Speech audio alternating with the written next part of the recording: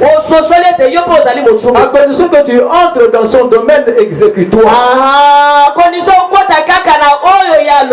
Il dit on va me tuer. Dieu dit celui qui osera tuer Caïn. Moi je te vengerai. Voilà la restauration de vie que Dieu a accordée à ce genre de vie. Donc, Dieu a consacré à Caïn le renouvellement de vie qu'il a fait en 7 jours.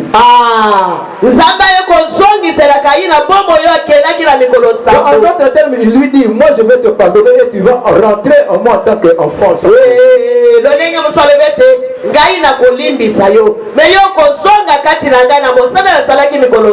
Voilà le renouvellement de vie à la victoire de Jésus-Christ. Dieu dit, moi je me suis répandu. La repentance, c'est la prise d'acte du fardeau que tu portes. Donc lui maintenant, par son expression de son amour, il fait marque l'extraversion de son amour. L'amour c'est aimer son ennemi. Nous l'avons causé du tort. Et lui il en a souffert. Nous avons dit que c'est comme nous vivons tous les jours ici. Tu peux aimer quelqu'un, mais la personne là ne t'aime pas. Tu peux rendre service à quelqu'un, mais au retour sur la déception. Et maintenant toi tu commences à souffrir de ta déception. L'amour me fait souffrir. Tu as bien fait mais tu en souffres. Tu as bien fait mais tu en meurs. Il y a des gens qui ont perdu leur vie à cause de ça. Et c'est ça la position de Dieu. Dieu qui n'avait rien fait, lui qui est victime, mais il s'est répandu pour s'être chargé de notre position. Il entre dans notre position. Une position que nous aussi nous sommes entrés dans cette cadre, nous reconnaissons que nous avons mal fait. C'est pourquoi mes frères, il faut prendre acte tel que nous dit, il faut prendre acte de la présence de Dieu.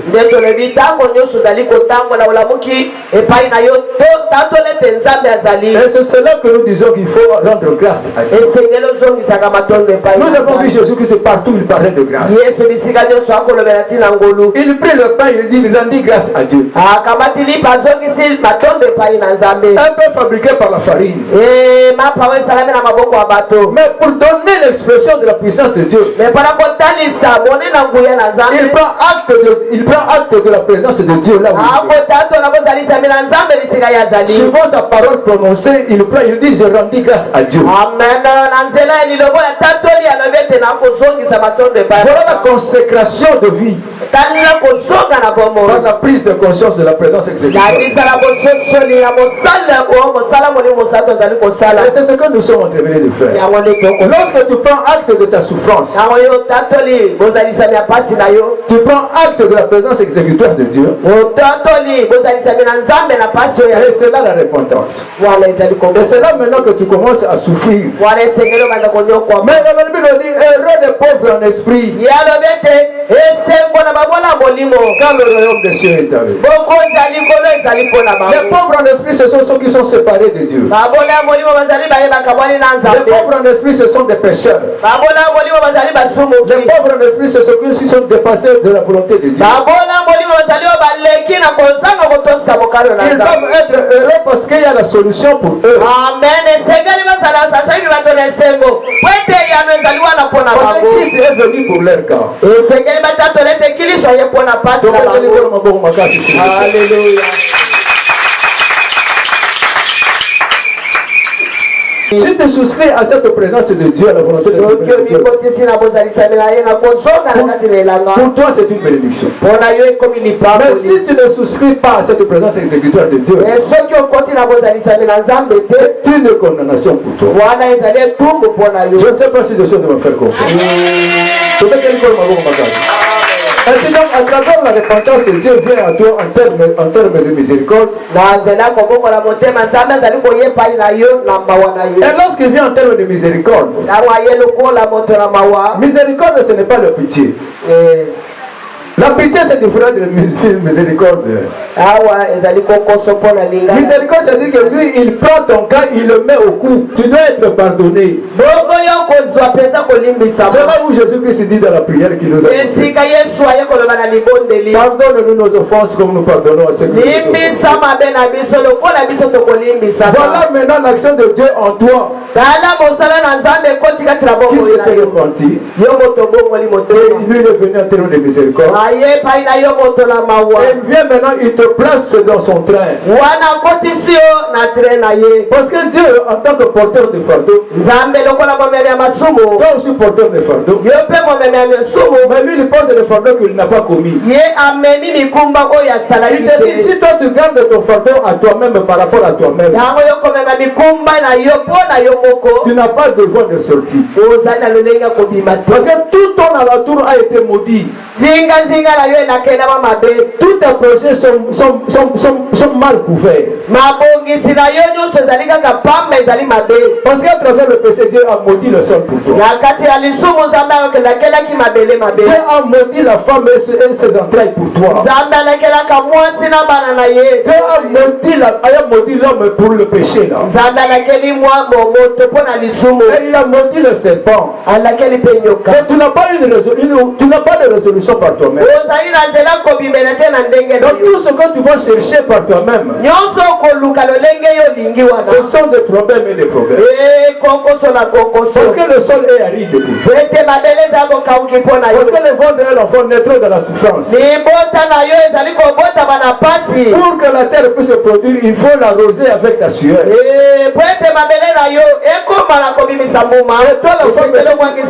toi la femme, si tu fais mal attention, il y a le serpent là qui va te mordre.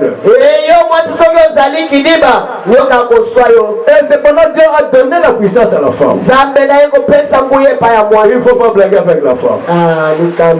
Dans le désordre, dans le péché, Dieu a donné à la femme la puissance de marcher sur le ciel.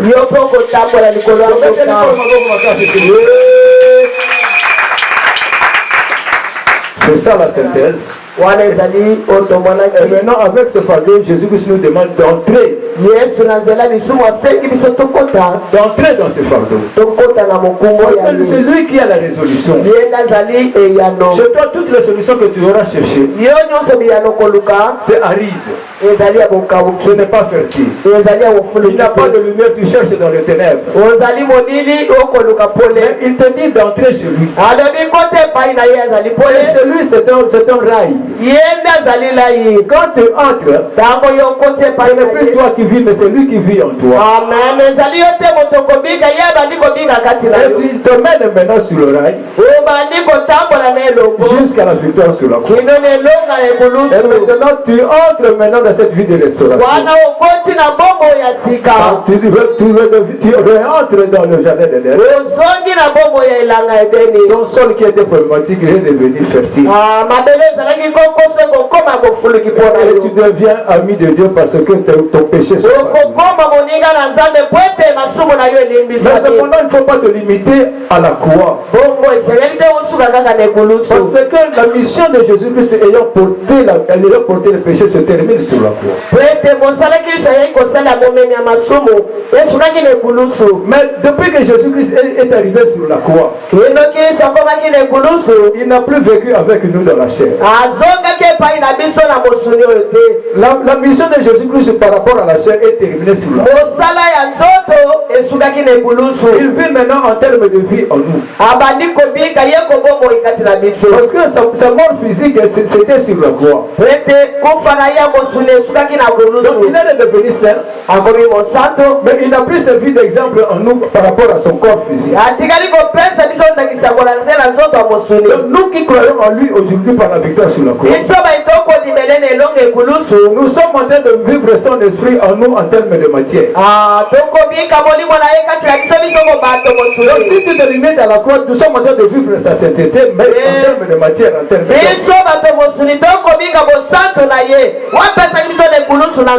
et nous sommes restaurés maintenant à cette vie de victoire. Amen. Donc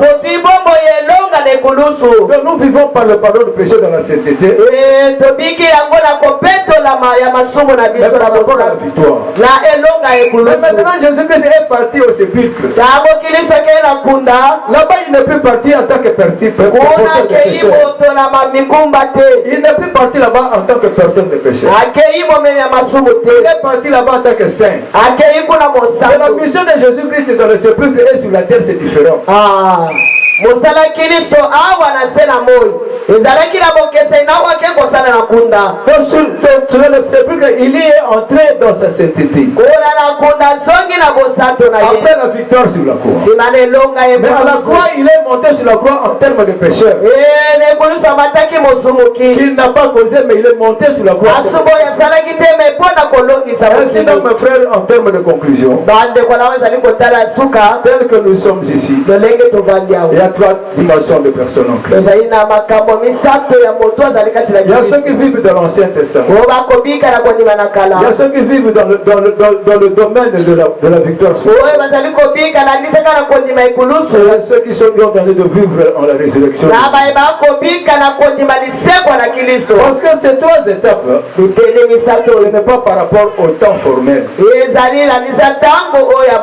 par rapport à chacun dans sa foi. Si ce jour toi tu n'as pas encore cru en Jésus-Christ Seigneur et Sauveur, donc il ne faut pas pleurer parce que c'est normal que tu vives dans la souffrance. Amen. Et ceux qui se sont repentis, ils acceptent maintenant avec leur fardeau dans la foi en Jésus-Christ. Et ils accèdent à la sainteté par le pardon du péché. Et qui se sont limités seulement à la victoire sur la croix. C'est ce que vous n'avez pas encore changé de nature. Vous êtes seulement devenus des saints. Votre âme a été pardonnée. Vous êtes devenus des saints mais dans un corps charnel. C'est votre volonté qui est en train de continuer à produire.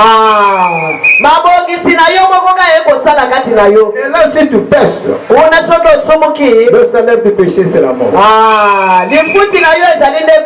Et sachez qu'avec ce corps qui est péché, tu es devenu la nourriture du serpent qui est consomme la chair. Avec autorisation de Dieu lui-même. Et il nous a recommandé de naître de nouveau maintenant.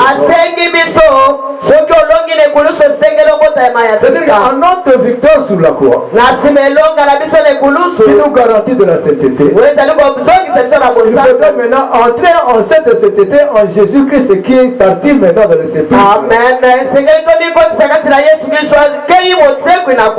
Et maintenant quand vous entrez en Jésus-Christ, Dieu ayant envoyé le Saint-Esprit, le même Saint-Esprit que Dieu a envoyé au baptême de Jésus-Christ, et ce Saint-Esprit entre maintenant en Jésus. Et Jésus dit laissez-moi partir, je vais vous envoyer le Saint-Esprit. Voyez le justificatif que Jésus-Christ est Dieu. À son baptême c'est Dieu qui envoie le Saint-Esprit. À la résurrection c'est Dieu qui envoie le Saint-Esprit. Et maintenant nous les héritiers de Jésus-Christ, c'est Jésus-Christ qui envoie le Saint-Esprit. Amen. Et c'est le même le Saint-Esprit. Ainsi donc, le Saint-Esprit ayant entré en Jésus-Christ dans sa divinité. Jésus-Christ est le Fils de Dieu. Et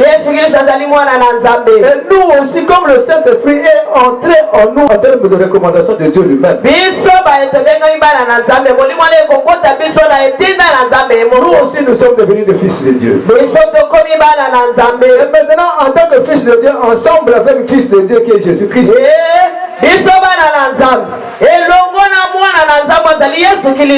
Parce que nous sommes porteurs du même Saint-Esprit. Ainsi donc, on nous appelle des co-héritiers de Christ. Alléluia.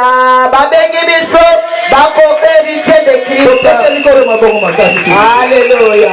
Ainsi donc, en cette dimension de co-héritier de Christ, nous sommes des héritiers de Dieu. Alléluia. Nous sommes assemblés dans l'arche de louange. Alléluia. Nous glorifions le Seigneur à la fin de cette émission. Et Dieu, on est glorifié de mettre les corps. Alléluia. Je suis fier aussi d'avoir Papa Max Kigoma, le visionnaire, de parler ainsi. Ce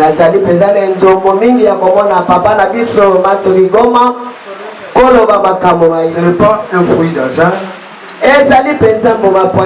C'était dans le plan de Dieu dans l'éternité. Amen. Parce que pour parler à ce qui concerne la repentance pendant tout un mois, ce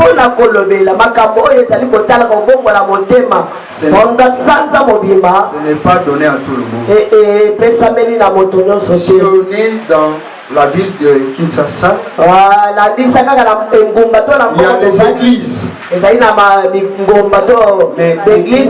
ne prêchent pas cette parole. Dans cette parole, il y a la repentance, il y a la prospérité. La Bible dit celui qui cache ses transgressions ne prospère point.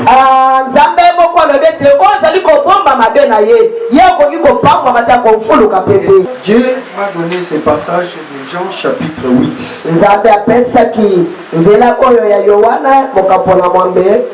Au verset 1er, et vous allez continuer à la maison. Ça synthétise à ce qui concerne l'amour de Dieu manifesté en nous.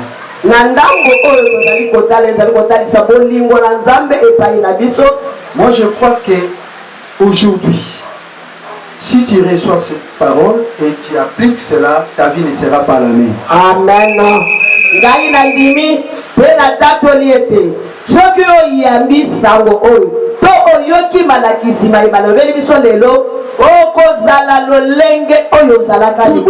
Toute chose ou problème qui te résistait, plus de résister au nom de Jésus. Permettez-moi de faire cette petite lecture. Il va comprendre le vrai sens de cette parole qu'on nous a enseignée. La Bible dit ceci. Et Jésus rendit à la montagne des Oliviers. Mais dès le matin, et de nouveau dans le temple, et tout le peuple vint à lui. S'étant assis, et il les enseignait. Il dit ceci. Alors les scribes et les pharisiens amenèrent une femme surprise en adultère.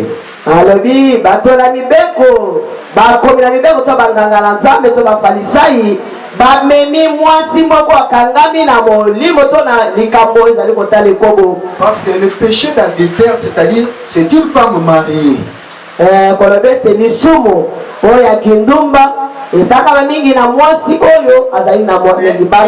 trahi le serment de la fidélité de vie conjugale. Bien,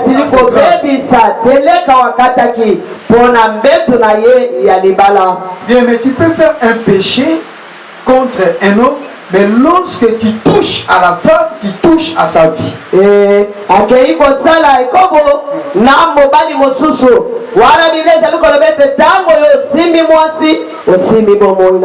Écoutez ce que la Bible continue à dire.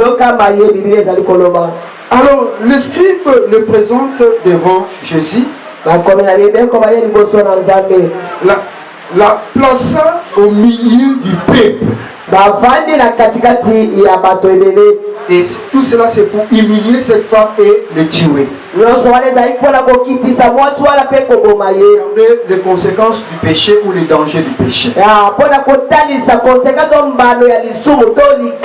Et il dit à Jésus, Maître, cette femme a été surprise en flagrance de délit.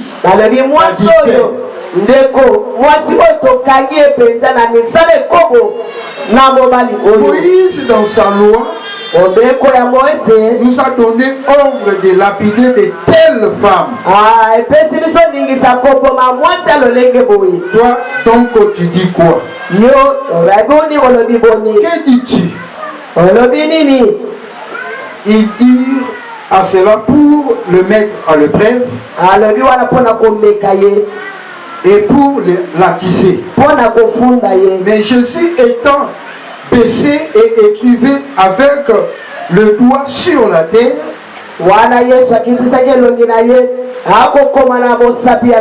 et comme il continue toujours à l'interroger, c'est leva et leur dit que celui de vous qui est sans péché jette le premier la pierre contre elle. Et s'étant de nouveau baissé et il écrivait sur la terre, quand ils attendirent cela, accusés par leur conscience, se retirèrent un en un, le plus jeune jusqu'au dernier.